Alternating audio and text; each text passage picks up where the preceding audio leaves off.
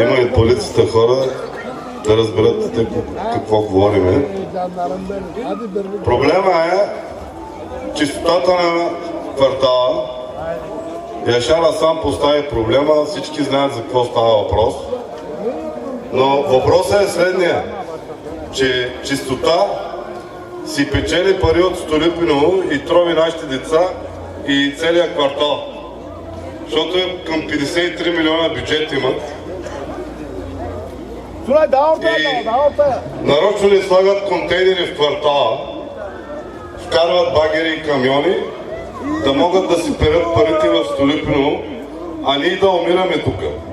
Не може в българската част, която е на 1 километър от тук, сутринта 6 часа да дигат контейнерите, след 4 часа се напълват и пак ги вдигат в 10 часа. А тук в квартала, примерно колкото боклук се изхвърля, ако е за 50 контейнера, ще се сложат 50 контейнера, за да може да побере боклука. А те сложили 2 контейнера, а там има примерно за 50 контейнера боклук. И тотално се подиграват пак с нашия милет.